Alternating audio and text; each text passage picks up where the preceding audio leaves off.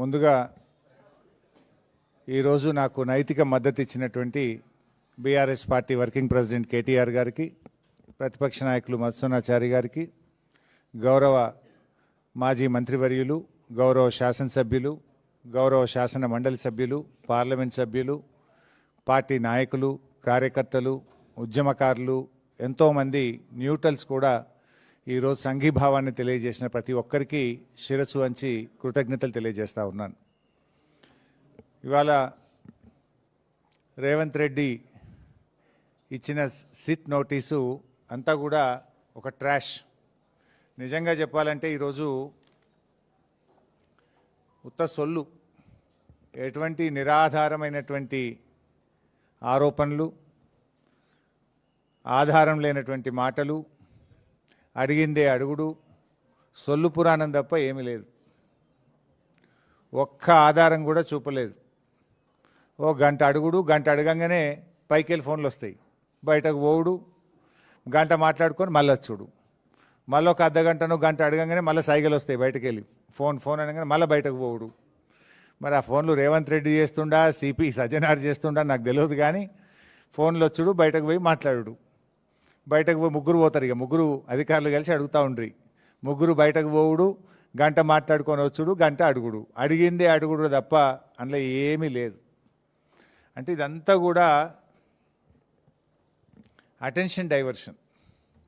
ముఖ్యంగా నిన్న మేము ఈ సైట్ విజిట్ సర్టిఫికెట్ పేరిట జరిగిన కుంభకోణాన్ని బట్టబయలు చేశాం. సైట్ విజిట్ సర్టిఫికెట్లో మొదటి లబ్ధిదారుడు ముఖ్యమంత్రి బావమరిది. రేవంత్ రెడ్డి బావమరిది భాగోతాన్ని పొద్దుగాల బయట పెడితే సాయంత్రానికి నోటీసు పంపిండు నాకు. అంటే ఇదంతా డైవర్షన్ పాలిటిక్స్. మేమేమడిగినాము? సిట్టింగ్ జడ్జితో విచారణ జరపండి అన్నాం. రేవంత్ రెడ్డి నీకు ధైర్యం ఉంటే, నిజాయితీ పరుడు అయితే, నువ్వు తప్పు చేయకపోతే తక్షణమే సుప్రీంకోర్టు, హైకోర్టు సిట్టింగ్ జడ్జితో విచారణకు ఆదేశించు. ఈ బొగ్గు కుంభకోణాల్లో జరిగిన అవినీతిని మొత్తం బట్టబయలు చేద్దాం. నువ్వు తప్పు చేయకపోతే, నువ్వు నిజాయితీ పరుడు అయితే మేము అన్ని ఆధారాలు కూడా మీరు వేసిన సిట్టింగ్ జడ్జి గారికి అందించడానికి సిద్ధంగా ఉన్నాం. నువ్వు చీటికి మాటికి సిట్లు వేస్తున్నావు కదా, కమిషన్లు వేస్తున్నావు కదా. ఇవాళ మేము అన్ని ఆధారాలతో సూటిగా ఆరోపణ చేస్తున్నాం. నీ బావమరిదే మొదటి లబ్ధిదారుడు, నీ బావమరిదే ఈ రింగుకు మొత్తం కింగ్ పిన్ను, నీ బావమరిదే ఈ సింగరేణిలో 1000 కోట్ల కుంభకోణానికి తెరలేపిండు. నువ్వు అంత నిజాయితీపరుడు అయితే, తప్పు చేయకపోతే కమాన్ సిట్టింగ్ జడ్జితో విచారణకు ఆదేశించు, మేము రుజువు చేస్తాం. ధైర్యం ఉంటే ఆదేశించు. అంటే మీ భాగోతాలు బయటపడ్డాయి. ఇవాళ ముఖ్యమంత్రి గారు, భట్టి గారు, కోమటిరెడ్డి గారి మధ్య వాటాల పంపకం మొత్తం రోడ్డు మీదకి వచ్చింది, ప్రజల్లో పడ్డది. టెండర్ల మీ పోరాటం, టెండర్లు నాకంటే నాకని మీరు కొట్లాడుకునేదంతా ప్రజలకు అర్థమైంది. దాని నుంచి డైవర్ట్ చేయడానికే ఈ సిట్టు, ఈ లట్టు పొట్టు, ఏదో చిల్లర నోటీసుల కథ పెట్టినావు నువ్వు. సరే, మాకు చట్టం మీద గౌరవం ఉంది, తప్పకుండా గౌరవిస్తాం, ఎన్నిసార్లు పిలిచినా హాజరవుతాం. మాకు ఉద్యమాల్లో నుంచి వచ్చిన కార్యకర్తలం మేము. కేసీఆర్ గారి నాయకత్వంలో రాటుదేలిన బీఆర్ఎస్ బిడ్డలం, తెలంగాణ ఉద్యమ కన్న బిడ్డలం. ఉద్యమాలు, పోరాటాలు మాకు కొత్త కాదు, అక్రమ కేసులు అంతకంటే కొత్త కాదు, అరెస్టులు అనేటివి మాకు కొత్త కాదు. ఆనాడైనా కేసీఆర్ గారి నాయకత్వంలో వందలాది కేసులు పెట్టిన నిజాయితీగా తెలంగాణ ప్రజల పక్షాన కేసీఆర్ గారి నాయకత్వంలో పోరాడినాం. జైళ్ళలో పెట్టిన రెట్టించిన ఉత్సాహంతో తెలంగాణ కోసం పోరాడినాం. ఇలా మేము మీ కాంగ్రెస్ నాయకుల లెక్క సిట్ నోటీసులు రాగానే పారిపోయేటోళ్ళం కాదు. మీరు పిలిస్తే వచ్చినాం, బాజాప్తా వస్తాం. మీరు ఎన్ని ప్రశ్నలు అడిగినా సమాధానాలు చెప్తాం. ఈ అక్రమ కేసులు, ఎందుకంటే ఇవన్నీ ఇట్లాంటి అక్రమ కేసులు ఆనాడు సమైక్య రాష్ట్రంలో సమైక్యవాదులు మా మీద అనేక అక్రమ కేసులు పెట్టినారు. ఇన్ఫ్యాక్ట్ మీరిచ్చిన నోటీసులు మాకు దక్కిన గౌరవంగా భావిస్తాం. ఎందుకు ఈ మాట అంటున్నా అంటే, పొద్దుగాల నీ బామ్మర్ది భాగవతం బయట పెడితే సాయంత్రం నోటీస్ ఇచ్చినావు. ఇది రాష్ట్ర ప్రజలందరికీ అర్థమైపోయింది కదా. అంటే నువ్వు నీ భాగవతాన్ని బయటపడకుండా, ప్రజల్లో పడకుండా అటెన్షన్ డైవర్షన్ కోసం నువ్వు నోటీస్ ఇచ్చినావు. ఈ మాత్రం రాష్ట్ర ప్రజలకు అర్థం కాదా? రాష్ట్ర ప్రజలు అన్ని విషయాలు గమనిస్తూ ఉన్నారు. ఇన్ఫ్యాక్ట్ నువ్వు ఒక ప్రైవేట్ కంప్లైంట్లో కోట్ల రూపాయల డబ్బు ఖర్చు పెట్టి సుప్రీంకోర్టు న్యాయవాదులను పెట్టి నన్ను అక్రమ కేసులో ఇరికించాలని ప్రయత్నం చేసినావు. హైకోర్టు కొట్టేసింది. నువ్వు సుప్రీంకోర్టుకు కూడా పోయినావు. సుప్రీంకోర్టు కూడా కొట్టేసింది. న్యాయం గెలిచింది, ధర్మం నిలిచింది. అయినా నువ్వు మళ్ళా ఇంకో కేసులు ఇరికిద్దాము అని మళ్ళొక్క సిట్టు పెట్టినావు. ఇప్పటికీ నువ్వు 6 గ్యారంటీలు ఎగబెట్టినావు. నువ్వు యనుమల రేవంత్ రెడ్డి కాదు, ఎగవేతల రేవంత్ రెడ్డి అంటే మానకొండూరు పోలీస్ స్టేషన్లో కేసు పెట్టినావు. రైతు రుణమాఫీ చెయ్యలేదు, దేవుని మీద ప్రమాణం చేసి రైతుల్ని దేవుణ్ణి మోసం చేసినావు రేవంత్ రెడ్డి అంటే యాదగిరిగుట్టల కేసు పెట్టినావు. వరద బాధితుల్ని పరామర్శించడానికి పోతే ఖమ్మంలో రాళ్ల దాడి చేపించి ఖమ్మంలో కేసు పెట్టినావు. ఎవరో ట్వీట్ చేసిందని చెప్పి నా మీద హైదరాబాద్లో పోలీస్ స్టేషన్లో కేసు పెట్టించినావు.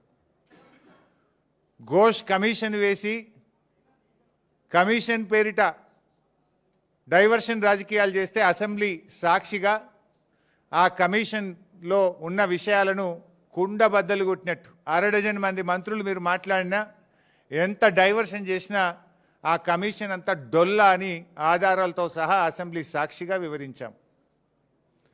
నిన్న నీ బామ్మర్ది బొగ్గు కుంభకోణం బయట పెట్టంగానే సాయంత్రం మళ్ళొక సిట్ నోటీస్ పంపినావు. ఇది రాష్ట్ర ప్రజలు గమనిస్తున్నారు. రేవంత్ రెడ్డి పోలీసులను వెనక పెట్టుకొని పిరికి పందలాగా నాకు సిట్ నోటీసులు ఇచ్చుడు కాదు. ధైర్యం ఉంటే రాజకీయంగా ఎదుర్కో.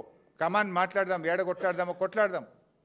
నీకు ధైర్యం ఉంటే 6 గ్యారెంటీల మీద మాట్లాడదాం, రైతు రుణమాఫీ మీద మాట్లాడదాం, బొగ్గు కుంభకోణం మీద మాట్లాడదాం, ఇండస్ట్రీస్ కుంభకోణం మీద మాట్లాడదాం, భూముల కుంభకోణం మీద మాట్లాడదాం, పవర్ కుంభకోణం మీద మాట్లాడదాం, ఏ కుంభకోణం మీద మాట్లాడదాం. నీ ప్రభుత్వం కుంభకోణాలకు నిలయంగా మారింది. నీ ప్రభుత్వం ఇవాళ మొత్తం ఎక్కడికక్కడ దోచుకొని తింటా ఉన్నారు. ప్రజలకు ఇచ్చిన గ్యారంటీలు గాలికి వదిలేసిండ్రు. అందిన కాడికి దండుపాలెం ముఠాలాగా దోచుకుంటా ఉన్నారు మీరు. మీ దోపిడికి మేము అడ్డు వస్తున్నామని, నీ దోపిడిని కేటీఆర్ గారు, మా బీఆర్ఎస్ నాయకులు ఎక్కడికక్కడ ప్రశ్నిస్తున్నారని నువ్వు చిల్లర రాజకీయాలకు పాల్పడతా ఉన్నావు. నువ్వు ఎన్ని కుట్రలు పన్నినా, నువ్వు ఎన్ని కేసులు పెట్టినా, నువ్వు ఎన్ని నోటీసులు ఇచ్చినా బీఆర్ఎస్ గొంతులు సింహంలాగా గర్జిస్తూనే ఉంటాయి. నిన్ను అడుగడుగునా తెలంగాణ ప్రజల పక్షాన ప్రశ్నిస్తూనే ఉంటాయి. ఎక్కడ కూడా వెనకడుగు వేసే ప్రశ్నే లేదు. నువ్వు రేపు ప్రజాకోర్టులో సమాధానాలు చెప్పాలి. రేపు ప్రజలు నిన్ను తప్పకుండా, ఇప్పటికే నీ మంత్రులను, నీ ఎమ్మెల్యేలను ఎక్కడ పోతే అక్కడ నిలదీస్తున్నారు ప్రజలు.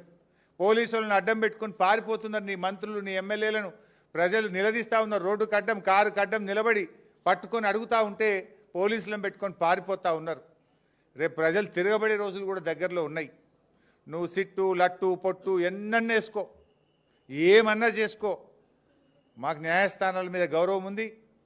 నువ్వు ఎక్కడికి పిలిచినా వస్తా, ఎన్నిసార్లు పిలిచినా వస్తా, నిజాయితీగా సమాధానాలు చెప్తాం. మేము భయపడం. చట్టం మీద మాకు గౌరవం ఉంది. నీ చిల్లర రాజకీయాల మీదనే మాకు అసహ్యం ఉంది. వెగటు పుడతా ఉంది ప్రజలకు. నీ భాష, నీ మాటలు వింటా ఉంటే రోత పుడతా ఉంది ఇలా రాష్ట్ర ప్రజలకు. రేవంత్ రెడ్డి గారు చూసుకో, అసలే ఇడిచిపెట్టాం, నేను ఇంకా గట్టి కొట్లాడతాం. నీ 6 గ్యారెంటీల అమలు మీద, నీ కుంభకోణాల మీద మేము మా పోరాటాలు జరుపుతూనే ఉంటాం. మాది ఉద్యమ పార్టీ, రాష్ట్రం సాధించిన పార్టీ బీఆర్ఎస్ పార్టీ. మేము కేసీఆర్ సృష్టించిన సైనికులం, కార్యకర్తలం. మాకు త్యాగాలు తెలుసు, మాకు పోరాటాలు తెలుసు. నీలాగా వెన్నుపోట్లు, కుట్రలు, కుతంత్రాలు, చీకటి రాజకీయాలు మాకు తెలియవు. మా కేసీఆర్ నేర్పింది పోరాటం, త్యాగం, ప్రజల పక్షాన నిలబడడం మా కేసీఆర్ గారు నేర్పినారు. నువ్వు ఎన్ని సిట్ నోటీసులు పంపుతో పంపు, మేము భయపడేది లేదు. కానీ నువ్వు దర్యాప్తు పేరు మీద ఆడుతున్నటువంటి ఈ నాటకం తెలంగాణ ప్రజలు నిశ్చితంగా గమనిస్తూ ఉన్నారు. నాకు తెలిసి ఇవాళ మళ్ళీ లీక్ ఇస్తారు. ఇట్లయిందట, అట్లయిందట, లోపలనో ఓ చిల్లర లీక్ ఇస్తారు. దమ్ముంటే వీడియో బయటపెట్టు. మొత్తం వీడియో రికార్డింగ్ అయింది కదా. I am challenging Revanth Reddy. ఇవాళ నన్ను అడిగిన ప్రశ్నలు, నేను చెప్పిన సమాధానాలు మొత్తం వీడియో బయటపెట్టు, రాష్ట్ర ప్రజలు చూస్తారు. చిల్లర లీకులు ఎందుకు ఇస్తావు? మళ్ళీ నాకు తెలిసి ఇప్పుడు సాయంత్రం లీక్ ఇస్తారు. లీకుల ప్రభుత్వం ఇది. లీకుల ప్రభుత్వం, స్కామ్ల ప్రభుత్వం. లీకుల మీదనే ప్రభుత్వాన్ని నడుపుతున్నాడు రేవంత్ రెడ్డి. ఎంతకాలం నడుపుతావు లీకులను? ఈ లీకులు, ఈ చిల్లర రాజకీయాలు, ఈ బురద రాజకీయాలు నడవయి. ప్రజలకు డెలివరీ కావాలి, ప్రజలకు ఇచ్చిన మాట నిలబెట్టుకోవాలి. అరే నాట్లు పడుతున్నాయి, ఇదివరకు రైతు బంధు ఇయ్యలే, రైతు బంధు ఎప్పుడు ఇస్తావో చెప్పు.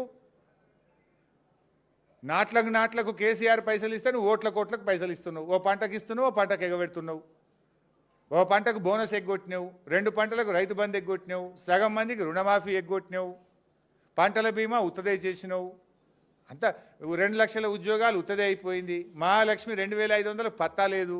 4000 పింఛను ఇవాళ ముసలోళ్ళు కళ్ళల్లో వత్తులు వేసుకొని అవ్వాతాతలు ఎదురు చూస్తున్నారు. వాటి గురించి మాట్లాడు. ఈ నోటీసులు మమ్మల్ని భయపెట్టలేవు సరికదా, మీ పతనాన్ని మరింత వేగవంతం చేస్తాయి. గుర్తుపెట్టుకో రేవంత్ రెడ్డి. ఇలాంటి నోటీసులతో మేము భయపడం. నీ రాజకీయ పతనం మరింత పేక మేడల్లాగా కూలిపోయే రోజులు దగ్గరలో ఉన్నాయి. నీ పతనానికి నువ్వే నాంది పలుకుతున్నావు. నీ పతనానికి నువ్వే అడుగులు వేస్తూ ఉన్నావు. ఈ నోటీసులు నీ పతనాన్ని వేగవంతం చేస్తాయి. చూసుకుందాం. బట్ మేము ఫైనల్గా మళ్ళీ డిమాండ్ చేస్తున్నాం. నీకు నిజాయితీ ఉంటే, తప్పు చేయకపోతే సైట్ విజిట్ సర్టిఫికెట్ల పేరిట సింగరేణిలో జరిగిన కుంభకోణాల మీద సిట్టింగ్ జడ్జితో విచారణ జరపాలని మళ్ళీ డిమాండ్ చేస్తున్నాం. నువ్వు విచారణ ఒప్పుకోలేదంటే, నువ్వు విచారణకు ముందుకు రాలేదంటే నీ బావమరిది కుంభకోణం చేసింది నిజం, కుంభకోణం జరిగింది నిజం. అందుకే నువ్వు భయపడి విచారణ జరుపుతలేవని మేము భావించాల్సి ఉంటుంది. నిజాయితీ ఉంటే, ధైర్యం ఉంటే వెంటనే సిట్టింగ్ జడ్జితో విచారణ జరుపు. లేదంటే మా అంటే 2 ఏళ్ళే కదా, బీఆర్ఎస్ ప్రభుత్వం వచ్చేది ఖాయం, విచారణ జరిపేది ఖాయం, మీ అవినీతిని కక్కిచ్చేది ఖాయం, కటకటాల వెనుక మిమ్మల్ని పెట్టేది ఖాయం. Thank you.